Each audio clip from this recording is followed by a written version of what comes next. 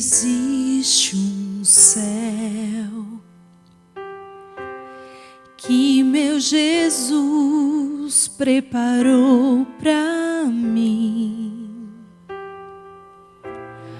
mas nunca pude imaginar o que estava a me esperar nesse meu novo e lindo lar. Belos jardins, lago de cristal, lindas mansões, vida eterna, flores que nunca murcharão, não há mais sombra do mal, um novo céu, um novo lar. Eu não preciso mais sonhar,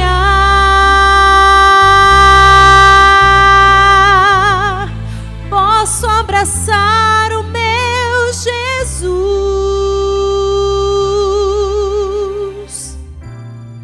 posso tocar em suas mãos, ver as feridas do amor, eterno amor que me salvou.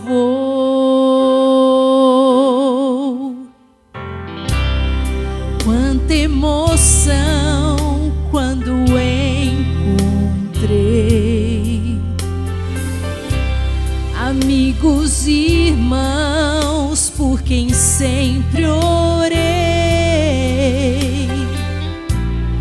e os que dormiam no Senhor agora cantam em louvor, glórias ao Rei, meu Salvador. Eu não preciso mais sonhar,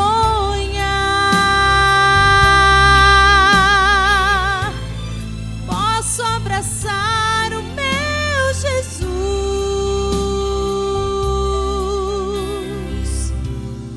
posso tocar em suas mãos, ver as feridas do amor, eterno amor que me salvou.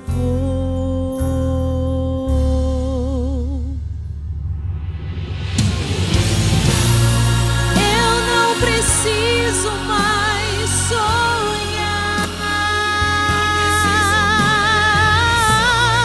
posso abraçar o meu Jesus,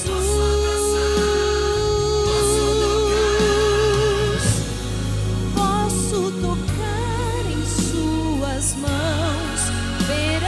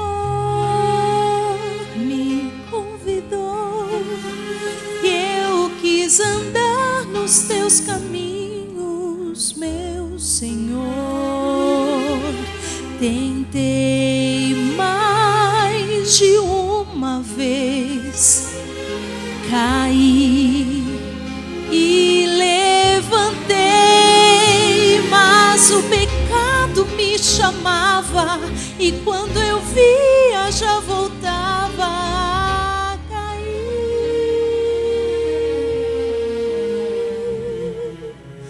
E agora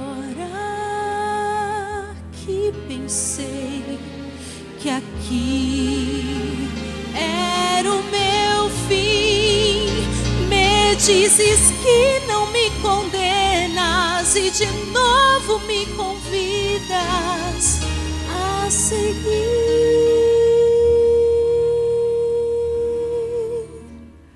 Senhor, não posso compreender o que acabo de ouvir. Tu me conheces, tu sabes quem eu sou e me ofereces teu perdão. Senhor, não posso merecer o que acabo de ouvir. Sou pecadora, no mal já caminhei e me ofereces teu perdão. Senhor, eu te agradeço. Senhor, eu não mereço. Tu me fizeste ver que ainda posso ser tudo que sempre desejei. Senhor, eu te louvo. Senhor, eu te adoro. Senhor, quero amar-te mais que tudo aqui. Senhor, eu te louvo. Senhor, eu te adoro. Senhor, quero amar-te para sempre.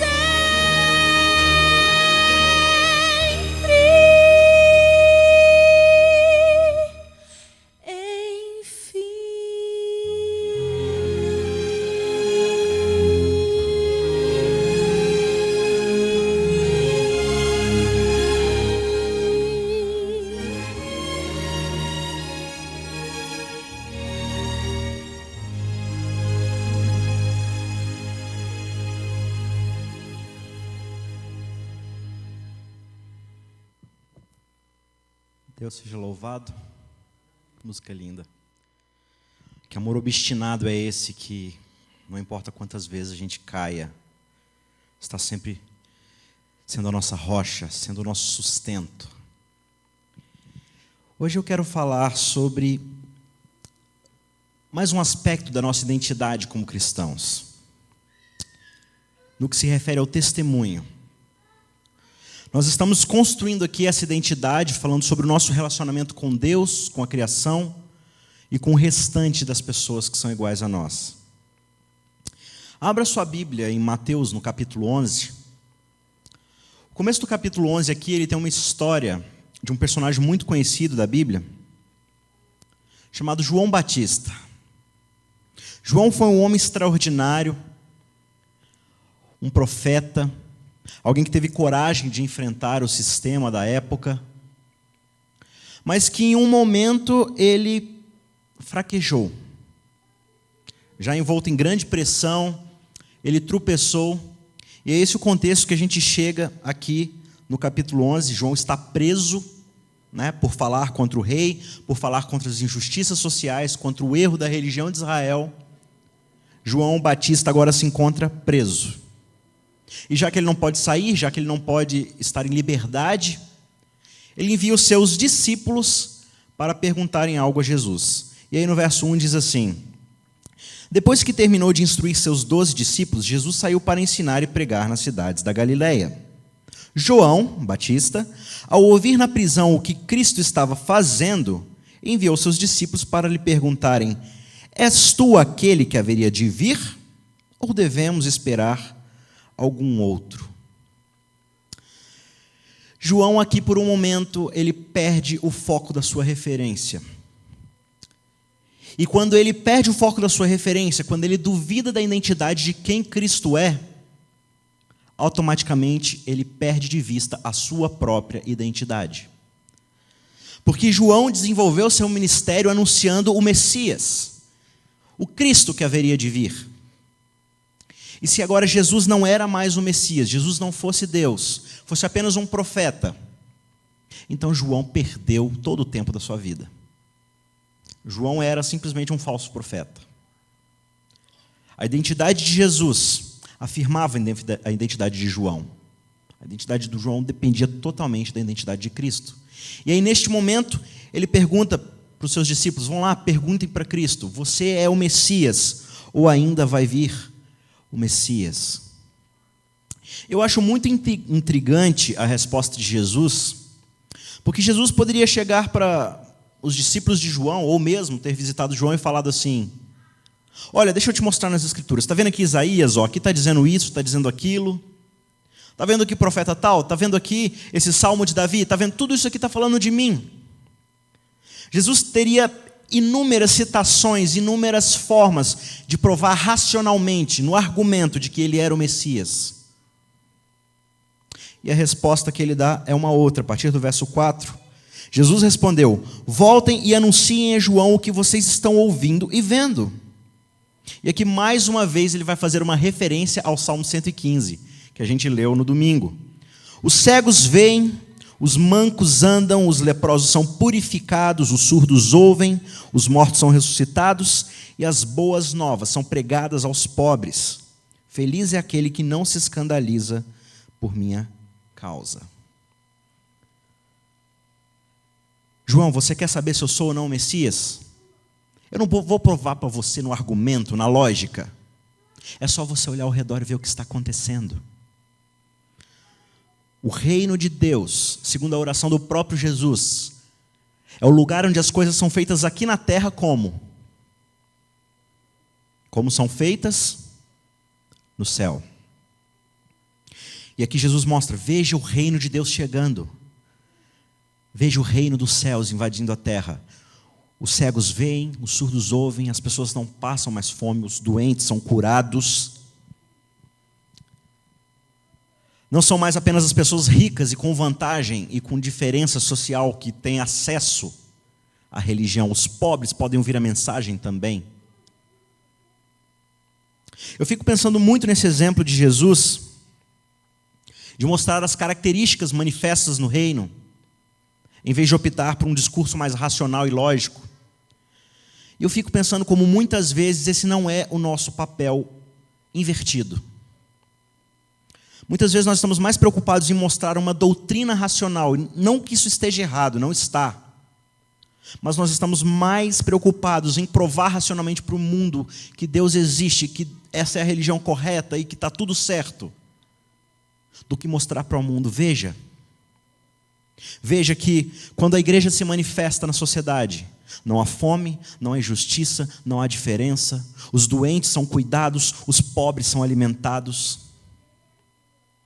Nós nos focamos mais nessa doutrina que nós temos, mas é uma doutrina que aponta para esse outro lado. Uma doutrina que nos remete à expansão do reino, um reino que se manifesta através da justiça de Deus. E é justamente isso que Jesus faz. E aí, enquanto os discípulos de João saíam do meio da multidão, no verso 7, Jesus se vira para a multidão e começa a falar a respeito de João. O que é que vocês foram ver no deserto? Um caniço agitado pelo vento? Vocês foram lá só pelo oba-oba, pela festinha? Pelo show? O que é que vocês foram ver no deserto? Um homem vestindo roupas finas? Ora, os que usam roupas finas estão lá nos palácios reais. Afinal, o que foram ver? Um profeta? Sim, eu lhes digo, e ainda mais do que um profeta. É muito interessante o contraste que havia entre João e a religião vigente. Se você recapitula o Velho Testamento, você vai lembrar que Deus tinha seu templo. Nesse templo podia entrar de qualquer jeito? Podia ou não podia? Qualquer um podia entrar no templo? Só quem podia entrar no templo? Vocês estão com frio, com paralisia vocal? Vamos participar, gente, vamos aquecer aí. Quem é que podia entrar no templo? Sumo? Qualquer hora que ele quisesse. Só chegar e entrar. Era assim que funcionava? Tinha um dia específico, uma cerimônia específica, um ritual específico. O sacerdote, ele se vestia de qualquer jeito ou havia uma roupa especial para ele usar? Tinha um manto todo preparado, todo simbólico que ele usava. Roupas finas de seda, com pedras.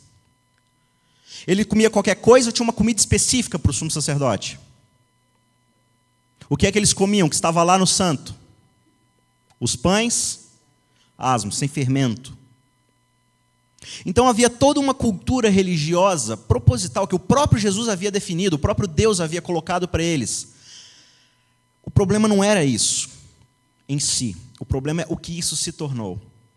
Como nós já vimos, tudo o que girava em torno da religião de Israel eram placas, eram setas apontando para a referência que era o Messias, para a referência que era Deus. Mas se tornou a própria referência em si para aqueles religiosos, para a nação de Israel. E aí quando a gente chega no Novo Testamento, Jesus está para chegar, está para consolidar seu ministério. E aí nós temos lá no templo uma corrupção instaurada na religião. Lá em Lucas, no capítulo 3, verso 2, diz que Anás e Caifás exerciam o sumo sacerdócio quando veio João. Esse verso, ele é muito irônico. Eu não deixo de pensar que ele foi colocado propositalmente aqui. Sumo quer dizer superior, máximo, único. Sumo sacerdote significa um sacerdote que é acima de todos os outros. E o verso diz aqui que Anás e Caifás exerciam o sumo sacerdócio. Anás e Caifás eram ou um sumo sacerdote. Como assim? Se é sumo, é um, não é dois. Mas a religião estava tão corrompida. As pessoas buscavam poder, buscavam seus interesses. Aqueles fariseus, os sacerdotes, eles se orgulhavam de vestir aquelas roupas finas. Oprimiam as pessoas que não tinham capacidade de participar do sistema religioso. Drenavam os recursos para se fazer uma oferta no templo. Exploravam a fé das pessoas. Bem diferente do que é a religião hoje no Brasil. E eles comiam suas comidas especiais, diferenciadas, vestiam sua roupa diferenciada e estavam lá no templo, trabalhando. E aí acontece uma coisa muito interessante. Aparece um profeta. João Batista vestia as roupas especiais. Ele vestia roupas especiais de sacerdócio. O que ele vestia? Pele, couro. Ele comia comida especial dos sacerdotes. O que ele comia? Gafanhoto, mel silvestre. Ele trabalhava no templo. Onde ele estava? Onde João fazia seu ministério? No deserto. E mesmo assim, esse é aquele que está exercendo o ministério messiânico, pré-messiânico. Nós temos a religião fazendo tudo certo. Mas ao mesmo tempo que eles estão fazendo as coisas certas, eles não estão na essência, no foco, na referência correta. É possível a igreja remanescente. Aqui no caso, o povo de Israel, a nação santa, eleita. É possível estar fazendo as coisas certas, comendo a comida certa, vestindo as roupas corretas, frequentando o lugar correto, e mesmo assim estar fazendo errado? Claramente é o que está acontecendo aqui com esses religiosos. E João, que tem essa missão pré-messiânica de anunciar aquele que estava chegando, estava fazendo tudo ao contrário. E aí o que acontece? Em Marcos, no capítulo 1, versos 2 e 3, Marcos ele cita a profecia de Isaías dizendo assim, enviarei à tua frente o meu mensageiro, o meu profeta. Ele preparará o teu caminho. Voz do que clama no deserto, preparem o caminho para o Senhor e façam veredas retas para Ele. Quem é a voz do que clama no deserto? Quem é a voz que clama no deserto? João é a voz do que clama no deserto? Sim. Mas quem é a voz que clama no deserto? São duas perguntas diferentes. Observe o que o verso diz aqui, voz do que clama no deserto. João não é a voz que clama no deserto, ele é a voz do que clama no deserto. Quem é que está clamando no deserto? É o próprio Deus. João é a voz do que clama no deserto. João está representando a voz de Deus, ele é o mensageiro, aquele que carrega uma mensagem direta de Deus. Voz do que clama no deserto. E aí eu não posso deixar de me perguntar, o que é que Deus está fazendo no deserto se existe um templo? Existe um templo preparado para a habitação divina, e Deus está no deserto clamando, através de João Batista. Isso nada mais é do que Deus chamando o seu povo novamente para a verdadeira referência, para adorá-lo, porque a religião se tornou algo em si mesma e não algo além de si mesma, algo que aponta para algo fora dela. É possível uma igreja comissionada estar sem a presença de Deus? Assim como Israel, será que não é possível nós hoje, como povo remanescente, portadores de uma mensagem profética muito específica para o mundo, estarmos fazendo todas as coisas corretas, mas ao mesmo tempo estarmos sem a presença de Deus? Então veja que o Novo Testamento, ele começa com Deus no deserto. Ele começa com Deus fora do templo. Deus está lá no deserto, ele não está no templo. O Novo Testamento começa com Deus fora do templo. E aí quando a gente vai para Apocalipse, no capítulo 3, eu já citei esse verso aqui, na segunda-feira, mas existe lá aquele verso muito famoso que a gente gosta muito, que diz, eis que estou à porta e bato. Se alguém abrir, eu cearei com ele e ele comigo. E como eu falei, se Jesus está batendo a porta, significa que ele está dentro ou fora da igreja? Do lado de fora. Portanto, o Novo Testamento começa com Deus fora do templo e termina com Jesus trancado fora da igreja. Vou repetir. O Novo Testamento começa com Deus fora do templo e termina com ele fora da igreja.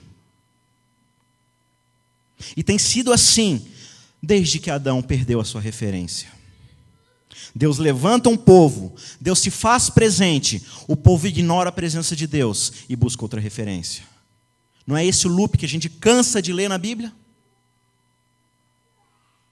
E aí, durante o período pré-exílico, os profetas vão chamar o povo de volta ao deserto. Através de Oséias, Deus vai dizer assim, vamos voltar ao deserto, onde nós namorávamos, onde nós tivemos nossa lua de mel. Logo após a libertação, tudo era bonito, tudo era lindo, nós estávamos enamorados, vocês confiavam em mim, e eu cuidava de vocês, mas então vocês se tornaram uma nação estabelecida, e foram atrás de outras namoradas. Começaram a se relacionar. Portanto, em vez de eu te deixar, em vez de eu buscar adultério, eu quero novamente reestabelecer o nosso relacionamento, eu quero viver uma segunda lua de mel, por isso eu vou levar vocês para o deserto. E o que acontece? Babilônia leva Israel para o deserto. E lá eles clamam, lá eles buscam a Deus, e como eu falei, eles acabam buscando tanto a Deus, que deixam de buscar a Deus. No sentido de que eles se focaram na Escritura, se focaram na lei, e se tornaram legalistas de plantão. Se tornaram mais interessados com as placas, com as setas, do que aquele a quem essas setas, essas placas apontavam. E essa é justamente a situação. Nós temos tudo certo. Fazemos tudo certo, temos a mensagem correta. Mas muitas vezes não temos a presença do próprio Deus. E uma igreja assim tem solução? O que é que Deus faz com uma igreja dessa? O que é que Deus faz com um povo desobediente desses? E aí a beleza do verso 20 de Apocalipse 3. Eis que estou à porta e bato.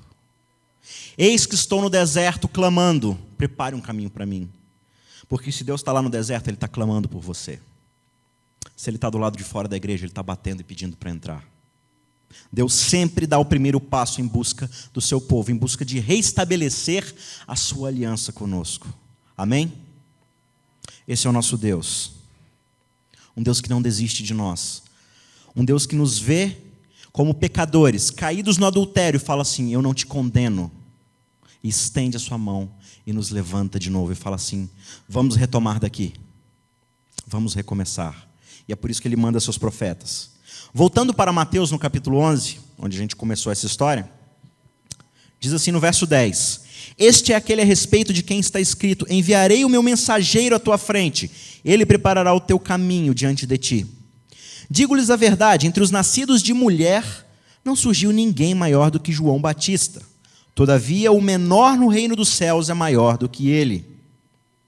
Desde os dias de João Batista até agora, o reino dos céus é tomado à força, e os que usam de força se apoderam dele. Esse é um verso tanto quanto interessante.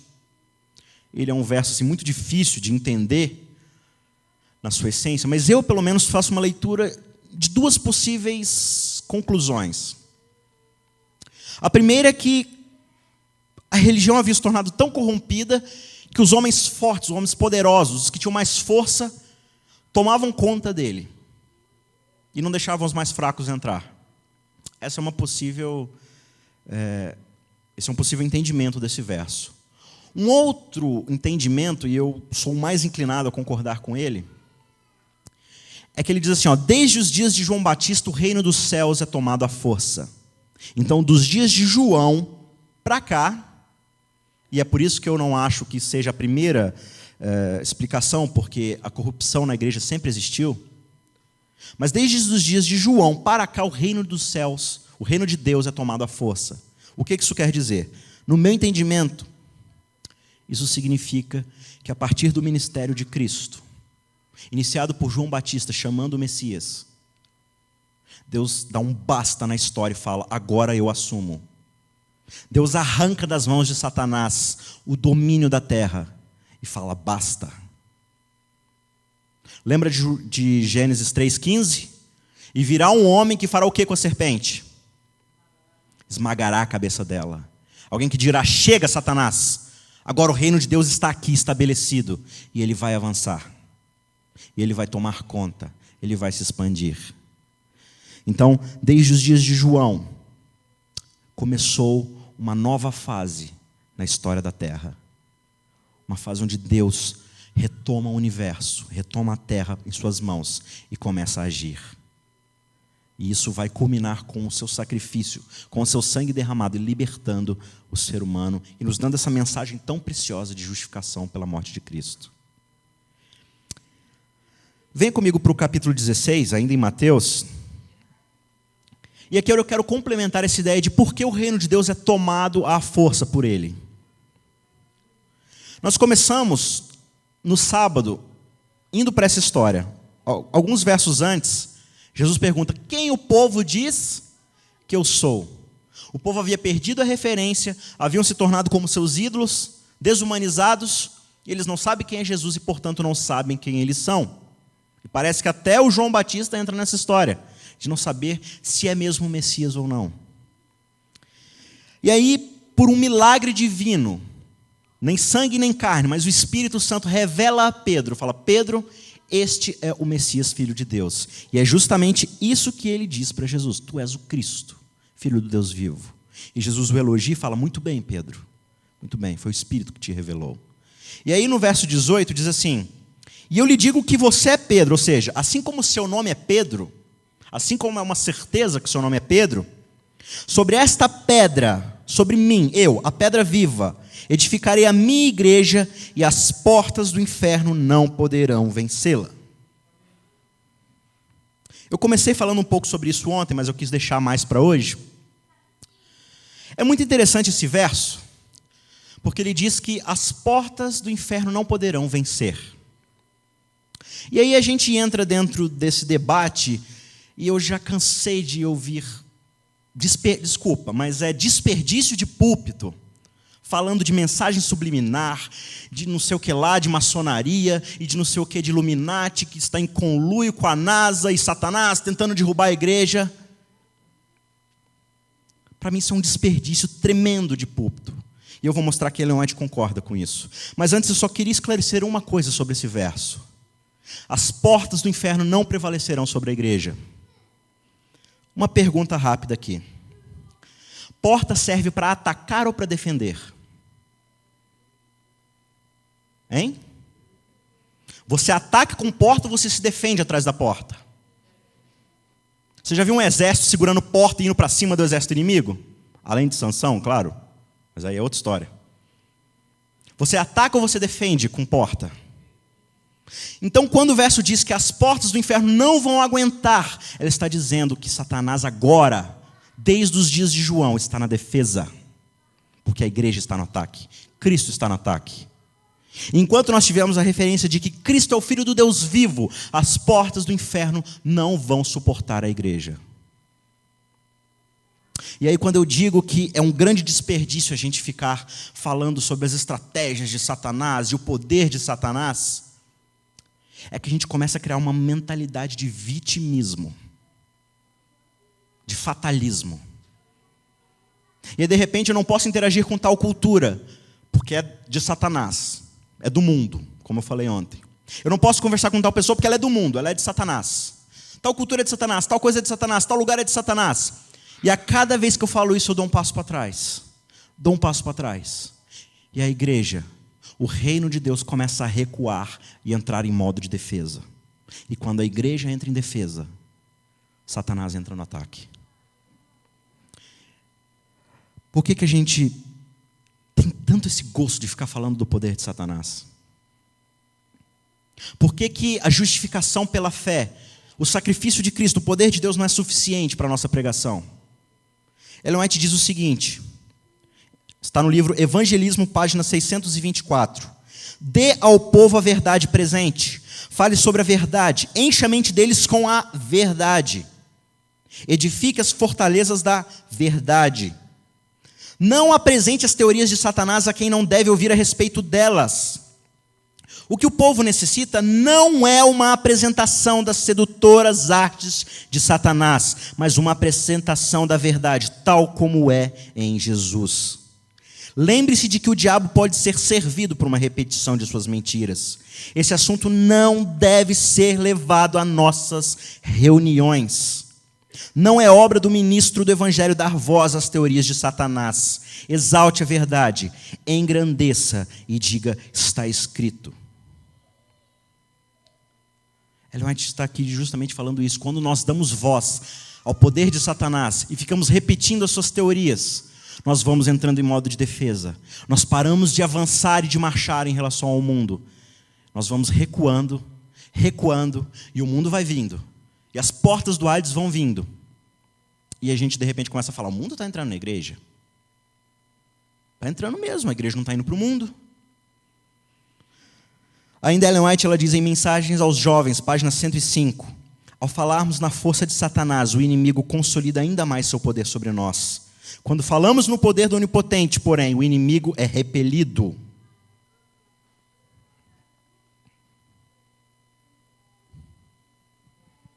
Nós devemos pregar a verdade, pegar Cristo e seu poder tal qual Ele é. Nós precisamos lembrar de que se Deus é por nós, o inferno aqui não é. O inferno aqui não aguenta. Enquanto, e essa é a promessa do próprio Cristo para Pedro, enquanto vocês me tiverem como referência, enquanto vocês entenderem que eu sou o Cristo, Filho do Deus vivo, e vocês entenderem que vocês servem a esse Deus, que vocês são imagem e semelhança desse Deus, não há inferno que irá resistir. Essa é a nossa missão, a missão de marchar, a missão comissionada pelo próprio Deus, de ir ao mundo e anunciar o seu poder, a sua misericórdia, a sua graça. O escritor, teólogo C.S. Lewis, autor de diversos livros, muitas coisas relacionadas ao ateísmo, dando argumentos lógicos e muito interessantes a favor do cristianismo. Inclusive, ele tem aquele livro maravilhoso chamado Cristianismo Puro e Simples. E nesse livro ele escreve o seguinte: a terra é território ocupado pelo inimigo. E a Bíblia é a história de um rei que, por direito, vem para tomar a sua terra, o seu reino, numa missão de sabotagem. Ele vem disfarçado de carpinteiro, disfarçado de servo, para tomar de volta aquilo que é seu. E ele nos chama para fazer parte dessa sua campanha de sabotagem. Por isso, quando você fica discutindo essa coisa de não, porque Satanás está sabotando a igreja, está minando a igreja, não sei o que lá, Satanás isso, Satanás aquilo, a gente perde o foco de que a igreja está em sabotagem e não Satanás. O mundo já é um sistema filosófico pré-estabelecido.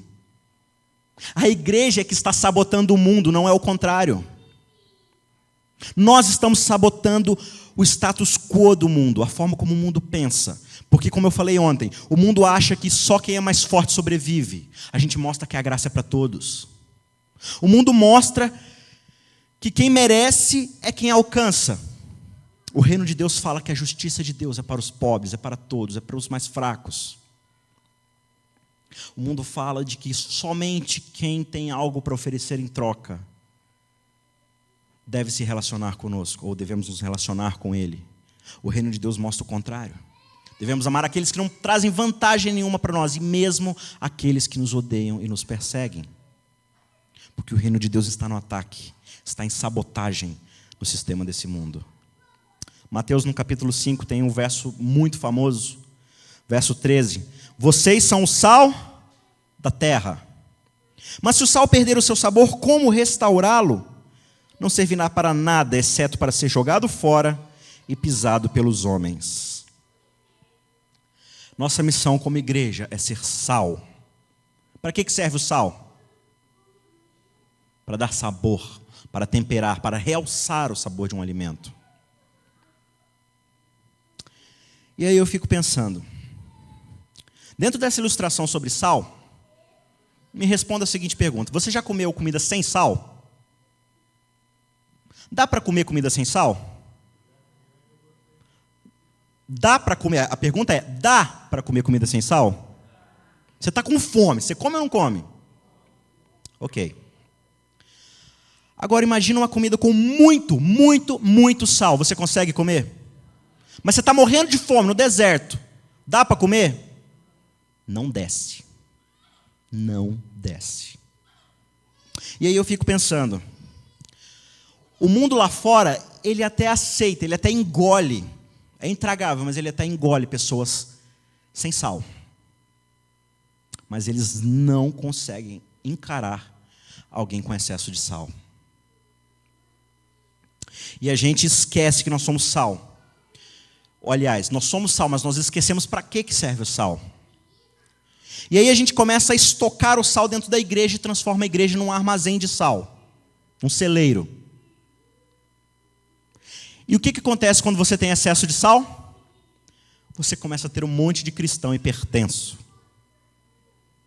E aí a pessoa está hipertensa, ela está doidona, e ela começa a brigar com todo mundo, ela começa a arranjar confusão por qualquer coisa, e essa música não presta, e o pastor não presta, e aquele irmão não presta, está em pecado, está tudo ruim, está tudo horrível.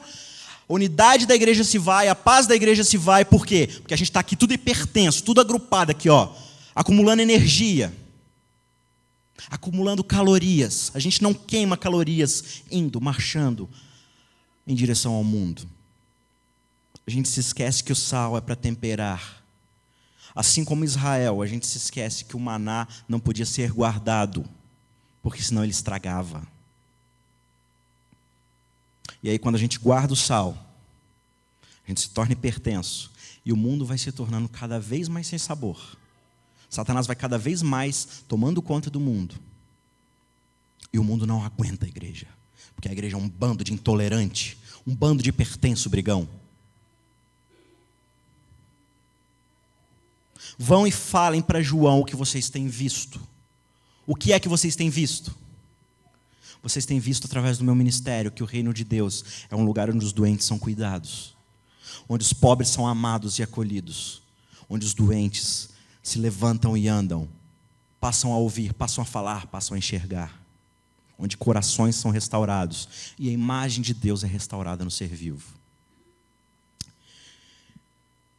Existem vários sites hoje, essa é uma tendência muito forte, vários canais no YouTube com videozinhos de humor. Você com certeza deve ter pensado em vários aí, alguns muito famosos. E eles têm uma tendência muito repetitiva de sempre mexer com o cristianismo, com a Bíblia, com essa coisa de Deus. E geralmente quando eles postam algo na internet ou na TV, os crentes ficam indignados. Só que isso me faz pensar o seguinte: você já viu alguém fazer piada sobre a cruz vermelha? Você já viu alguém fazer piada, contar anedota sobre o Exército da Salvação? Você já viu alguma piada engraçadíssima sobre Madre Teresa de Calcutá? Ou sobre Gandhi? Então por que a gente ouve tanta piadinha sobre o cristianismo? Vocês estão acompanhando a lógica aqui? É interessante que muitas pessoas elas ganham um prêmio Nobel da Paz, reconhecido mundialmente. Por quê? Porque elas simplesmente fazem aquilo que Deus pediu para fazer. E a gente tem gente lá fora recebendo prêmio porque faz o que Deus pede para fazer. Enquanto a igreja fica aqui acumulando sal, guardando as bênçãos, retendo a graça. Quando nós passamos a fazer a vontade de Deus, que é ir, marchar e expandir esse reino de justiça, de amor, de paz, de graça, o mundo começa a entender diferente, ele começa a perceber que o reino de Deus está sendo estabelecido, instaurado. O mundo começa a recuar e Deus começa a agir.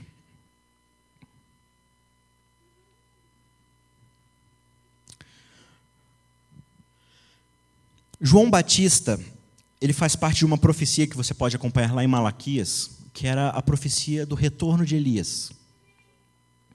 Elias fora um profeta que lutara justamente contra a idolatria do povo de Israel, chamando o povo de volta à verdadeira adoração, chamando o povo de volta aos mandamentos de Cristo, chamando o povo de volta ao relacionamento familiar. E aí Malaquias diz que haveria de vir um segundo Elias, que restauraria a lei, que colocaria Deus de novo como foco da nossa adoração e que reconciliaria os mandamentos. E aí quando os discípulos vão perguntar para Jesus se João era o segundo Elias, Jesus afirma o seguinte, ele fala assim, eu te digo que Elias já veio e ainda virá. Em outras palavras, o que Jesus está falando é, sim, João cumpriu essa profecia, mas ainda existe um terceiro Elias por vir. E quando nós estudamos o Apocalipse, nós percebemos que a igreja adventista é esse terceiro Elias. Não a igreja, essas quatro paredes, mas esse movimento imbuído das três mensagens angélicas. E o que são as três mensagens angélicas? Primeira mensagem, criação. Deus é o verdadeiro criador do universo, dono de tudo. É a nossa referência, é o objeto da nossa adoração. Segunda mensagem, verdade. Existe algo que foi criado para o ser humano, algo projetado, designado. E Satanás está tentando perverter isso. Ele fez isso com Eva, questionando a verdade. Ele fez isso com Jesus, questionando a verdade. E ele faz isso conosco. E aí a mensagem que nós temos como segunda mensagem é mostrar em Cristo a verdadeira referência. E a terceira mensagem sobre liberdade, falando justamente isso. Sabe aquela nação chamada Babilônia, que dava vinho e deixava as pessoas inebriadas, confusas, adormecidas, que era tirânica e que aprisionava o ser humano? Essa nação caiu. Babilônia caiu e agora todos podem sair dela, porque Cristo está no ataque contra a Babilônia. O reino de Deus está cada vez mais próximo. Já é um reino estabelecido, mas ainda não completamente. E enquanto isso nós marchamos, anunciando isso, anunciando Deus Criador, a sua verdade para nós e a liberdade para um mundo cativo. Nós marchamos sendo sal. E aí no capítulo 28, quando Jesus está subindo, ele diz: vão e façam discípulos de todas as nações, batizando-os em nome do Pai, do Filho e do Espírito Santo, ensinando-os a obedecer a tudo o que eu lhes ordenei, e eu estarei com vocês até o fim dos tempos. Amém. Vão e façam discípulos. O que esse termo significa? Às vezes a gente é tentado a pensar que ir fazer discípulos é pegar um navio e ir lá para a África. É pegar um avião e ir lá, sei lá, para Guiné-Bissau. E realmente a igreja precisa disso. O mundo precisa disso. Existem pessoas em todos os lugares precisando disso. Mas nós não podemos restringir a grande comissão simplesmente a essas viagens. Nós precisamos lembrar que o vão significa assim, ó, se está indo pegar metrô, faça discípulos. Se está indo pegar seu ônibus para ir para a faculdade, faça discípulos. Você está no seu carro, no trânsito, indo trabalhar, faça discípulos. O que é vão? É enquanto você está indo viver sua vida. Você está indo viver sua vida, faça discípulos. Como? Ensinando-os a guardar e a obedecer tudo aquilo que eu lhes ordenei. Quando a gente tem sal, a gente vive uma vida relevante lá fora. As pessoas percebem a diferença, elas notam a nossa relevância. Mas quando a igreja não é notada, quando a igreja é simplesmente alvo de piada, não é porque o mundo está sem Deus e não quer saber da verdade, é porque o mundo nos acha intragáveis. Quando nós temos o verdadeiro tempero, pode ser arrozinho com feijão e um ovinho frito, vai saciar o apetite do mundo. E o reino de Deus vai ser aceito. Façam discípulos. Enquanto você está no seu trabalho, as pessoas vão observar como é que você faz bem o seu trabalho. As pessoas vão observar que você é honesto naquilo que faz, que você trata bem os seus subordinados, que você respeita aquele que está acima de você. Quando você estuda, você é honesto, você é estudioso, você faz as coisas da melhor forma possível. Você ajuda os que precisam de você, você ensina aquelas pessoas que precisam de ajuda. E aí eles vão perguntar, por que você é assim? Eles vão perguntar, qual é a sua referência para fazer o que você faz? Lembre-se, missão é uma ação que exige explicação. E aí quando a gente faz tudo o que faz, o mundo vai te perguntar, por que você é como é? Aí você vai falar assim, porque minha referência é outra. Eu sou a imagem de um Deus vivo. E um Deus vivo que ama, que oferece justiça, graça e amor. E aí eles vão se interessar e vão falar assim, como eu faço para viver do jeito que você vive? E aí você começa a ensinar o manual de Deus para a nossa vida. Você começa a mostrar que Ele foi criado para um propósito melhor. Você começa a mostrar que Ele é a imagem de um Deus vivo também. E aí você faz um discípulo. Você faz alguém que vive do jeito que você vive. Alguém que vive segundo os padrões do reino. E aí Jesus fala, enquanto você estiver fazendo isso, enquanto você me tiver como sua referência, você vai marchar, você vai invadir o inferno, você vai invadir o mundo, e eu estarei com vocês até o fim dos tempos. E se Deus é por nós, quem será contra nós? Amém.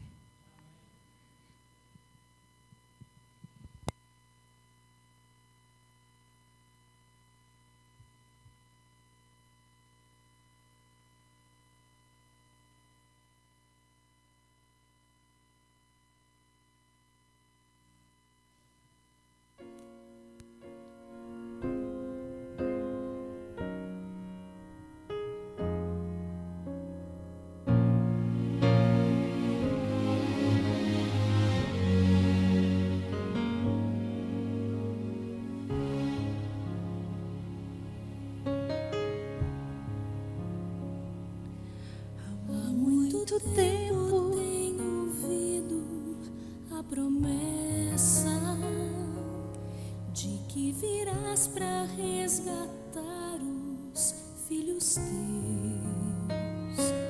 Nem sempre é fácil, mesmo assim.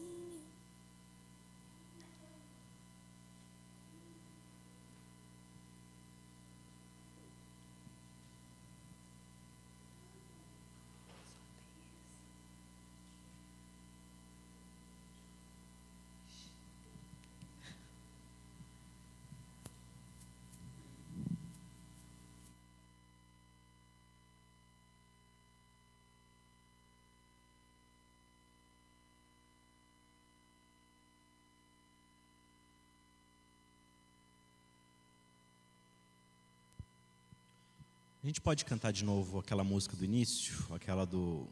A música tema que a gente vem cantando todo dia. Dá para fazer? Tem o pessoal aí pro louvor?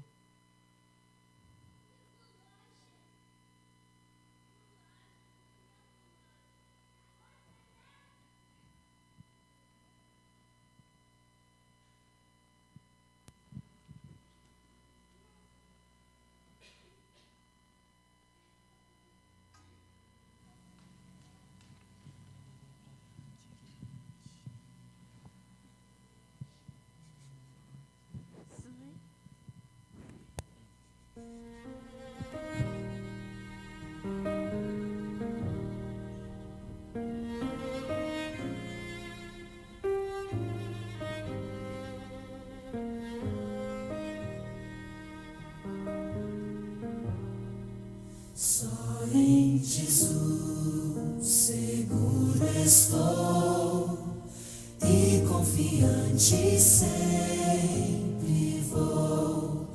Ele é a paz no coração, é minha luz na escuridão. Ele é a fonte do poder, a sua força faz vencer, e nessa rocha eu estarei, sempre firmado até morrer. Só em Jesus que se entregou em sacrifício por amor, desceu do céu pra resgatar, veio tomar o meu lugar. Como um bebê aqui nasceu, e como mama que viveu até morrer naquela cruz e nos trazer de novo a luz.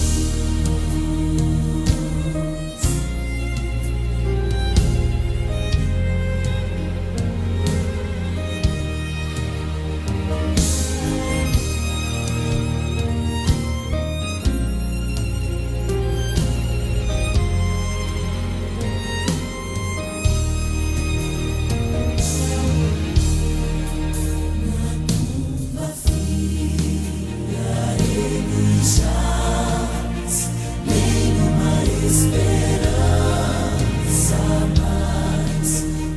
Anjo veio, a porta abriu, e ele da morte ressurgiu, e em vitória ergue as mãos. Quebrados foram meus grilhões, pra sempre o mal vencido está. Posso na rocha me firmar.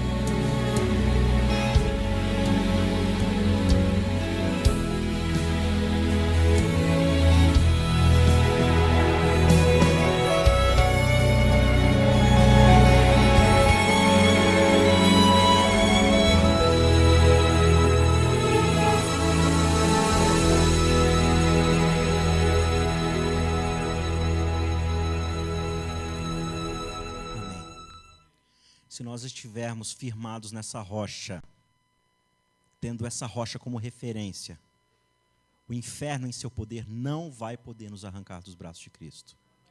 E o contrário vai acontecer.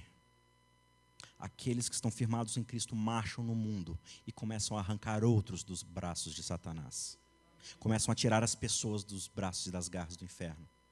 E as trevas vão abrindo espaço para a luz. E o amor de Deus e o reino dele vai se estabelecendo na terra. Um abraço para o pessoal da Inglaterra, da Nigéria e dos Estados Unidos que assistiram o sermão hoje. Deus seja louvado pela sua presença, pela sua assistência conosco. Vamos orar? Querido Pai, muito obrigado porque o Senhor veio, arrancou a história das mãos de Satanás e reescreveu a nossa história. Porque o Senhor nos deu uma nova chance para lutar ao teu lado, apesar de muitas vezes nós temos te deixado. Obrigado porque o Senhor continua batendo, o Senhor continua no deserto clamando. E que nós possamos aceitar esse convite e marcharmos em direção ao mundo para resgatar aqueles que ainda estão presos em Babilônia. E que essas pessoas possam também se firmar na rocha e que o teu amor encubra todas elas. Dê-nos uma boa noite, um bom final de semana, no nome do teu Filho amado Jesus. Amém.